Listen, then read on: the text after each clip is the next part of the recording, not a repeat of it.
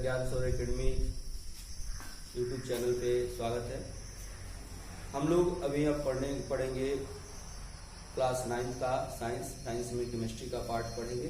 Chemistry में भी हम लोग अभी जो पढ़ने जा रहे हैं वो बेसिक कंसेप्ट में ताप के बारे में पढ़ेंगे कि ताप क्या होता है, इसका माप कैसे करते हैं, इसको कितने पैमाने के द्वारा माप लेते हैं। ताप यानी कि टेम्परेचर। आपको बता दूं, आप जो भी नए स्टूडेंट या जो नए व्यूअर हैं, अगर आप नए चैनल को देख रहे हैं या इसके कंटेंट को देख रहे हैं तो कृपया आप पूरे वीडियोज को देखें। अगर आपको संतोषप्रद लगता है, जो आप बात समझ में आती है, आप इससे लाभ ले सकते हैं, है ना। तो आप कृपया इस चैनल को सब्सक्राइब करें, इसका लिंक दिया गया है इसमें। सब्सक्राइब करें, लाइक करें और शेयर करें। तो आइए हम जानते हैं ताप के बारे में कि ताप क्या है। ताप क्या है? तो ताप किसी भी पदार्थ का वह गुण होता है जिसके आधार पर हमें कोई भी वस्तु गर्म या ठंडी प्रतीत होती है। ताप क्या है? तो ताप पदार्थ का एक गुण है, एक प्रॉपर्टीज है जिसके आधार पर कोई भी वस्तु हमें या तो गर्म लगता है और नहीं तो ठंडा लगता है, यानी कि उसका अनुभव हमें होता है। तो फिर आखिर में यह क्रिया कैसे होती है? तो जैसे हमारा हैंड हो गया, मान लेते हैं कि इससे हम किसी सामग्री को छू रहे हैं, है ना। हम मान लेते हैं कि इसका जो एनर्जी है, इसका जो ताप है, इसके ताप से कम है, यह ज्यादा है। तो जहां से हम जिस सरफेस से इसको छुएंगे तो यहाँ का ताप इधर फ्लो होना शुरू हो जाएगा, तो इसका ताप इससे क्या हो जाएगा, ज्यादा हो जाएगा, मतलब इसका ताप बढ़ने लगेगा। तो हमें यह वस्तु क्या होती है, गर्म प्रतीत होती है। अगर यही अगर ठंडा रहता तो यह ताप का फ्लो इधर, मतलब ठंडा कहने वाला इसके सापेक्ष थोड़ा इसका ताप कम रहता, तो इसका टेम्परेचर इधर क्यों रहता, तो इसका ताप क्या हो जाता है, कम हो जाता। तो हमें यही वस्तु क्या होता है, ठंडा प्रतीत होता। यानी कि ताप वह गुण है जो हमें अनुभव कराता है कि कोई भी वस्तु गर्म है या ठंडा है ना।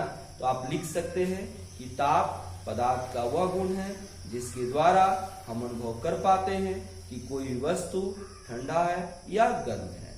अब रह गई बात कि ताप है, तो हमने बताया कि ज्यादा और कम, यानी कि इसका आकलन हम कैसे करते हैं। तो इसके लिए हम क्या करते हैं, तापमापी का प्रयोग करते हैं। यानी कि तापमापी को हम कहते हैं थर्मोमीटर, है ना।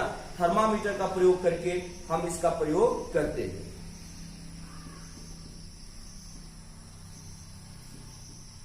थर्मोमीटर यानी तापमापी का मतलब क्या हो गया, एक ऐसा यंत्र, एक ऐसा इंस्ट्रूमेंट जिसके द्वारा किसी भी पदार्थ या सामग्री के ताप का निर्धारण करते हैं, उसका मेजरमेंट कर पाते हैं कि इसका ताप कितना है, तो वह क्या कहलाता है, तापमापी कहलाता है।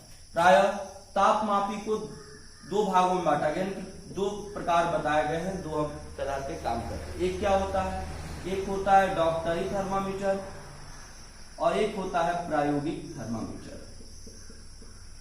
यानी डॉक्टरी थर्मामीटर के द्वारा हम क्या करते हैं, जीव जंतुओं यानी कि हम खुद का, देखिए तो तापमापी हो गया दो ठो, एक हो गया डॉक्टरी और एक हो गया प्रायोगिक। डॉक्टरी के द्वारा हम क्या करते हैं, तो जीव जंतु यानी कि हम अपने ताप और किसी जीव का ताप हम निर्धारित करते हैं। जो डॉक्टर का तबीयत खराब होने की स्थिति में, टेम्परेचर कम ज्यादा होने की स्थिति में डॉक्टर उसका प्रयोग करते हैं। हम अपने द्वारा उसका जांच करके हम यह बताते हैं कि किसी का टेम्परेचर कितना है ना। तो यानी कि डॉक्टरी थर्मामीटर। प्रायोगिक का मतलब हो गया कि प्रैक्टिकल, यानी कि प्रायोगिक क्रियाकलापों में जिस थर्मामीटर का प्रयोग किया जाता है, जिस तापमापी का प्रयोग किया जाता है, उसको हम प्रायोगिक थर्मामीटर कहते हैं, प्रायोगिक तापमापी कहते हैं, है ना। अब यहाँ पर यह तापमापी का प्रयोग जब हम करते हैं तो इसके लिए अलग अलग पैमाने बनाए गए। पैमाने का मतलब एक अलग अलग मेजरमेंट का स्केल बनाया गया है ना। यानी कि तापमापी पैमाना जो होता है वह क्या होता है, इसको जानिए। तापमापी पैमाना, तो इसको देखिए, इसके 4 प्रकार होते हैं। एक होता है सेल्सियस पैमाना, एक होता है फ़ारेनहाइट पैमाना, तीसरा होता है केल्विन पैमाना और चौथा होता है रीमर पैमाना। इसका संकेत भी है, इसको डिग्री सेल्सियस ऐसे लिखते हैं, फ़ारेनहाइट डिग्री फ़ारेनहाइट, केल्विन के होता है और रीमर आर होता है ना। अब इसके द्वारा हम मेजरमेंट कैसे करते हैं, तो जैसा कि आप लोग जानते हैं हिमांक बिंदु और क्वथनांक बिंदु।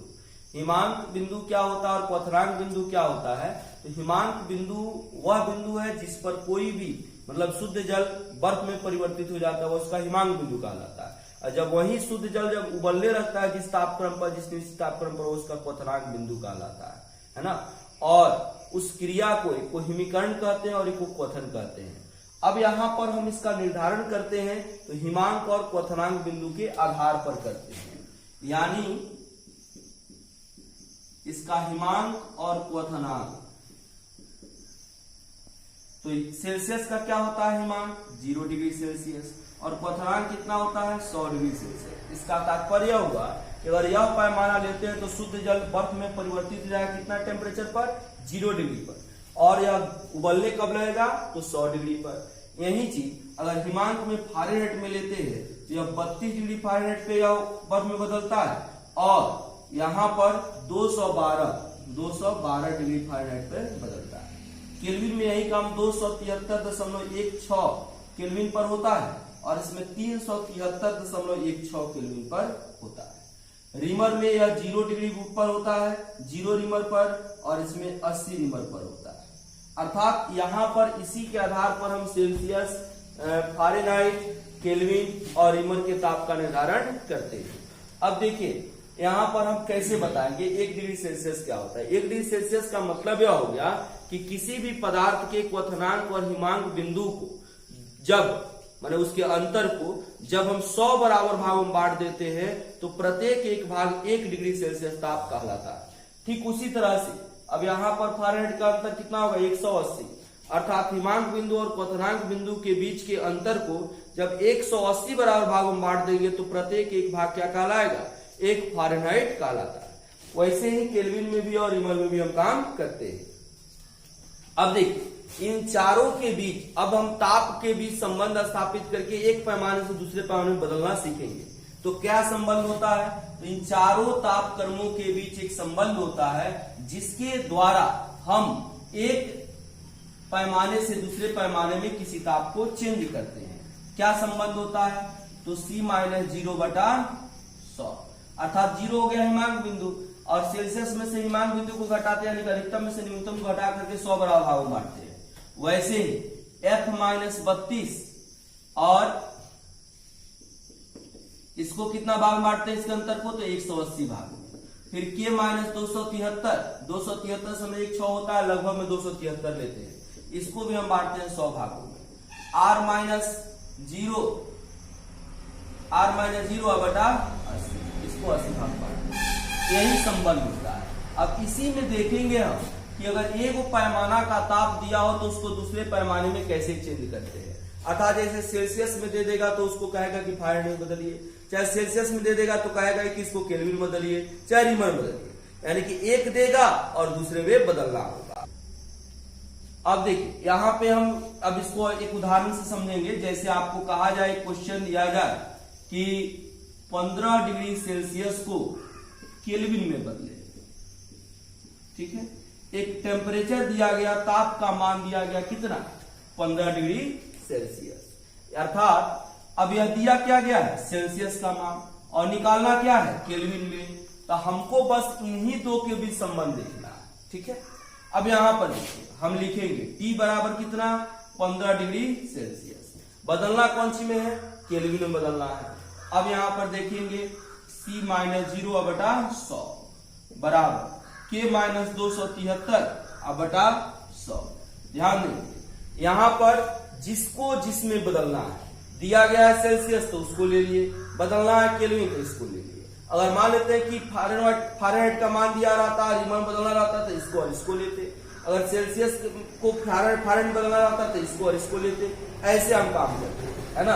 अब यहाँ पर देखिए सेल्सियस की जगह पर कितना रख देना है 15, तो 15-0/100 बराबर कितना हो गया K-273/100।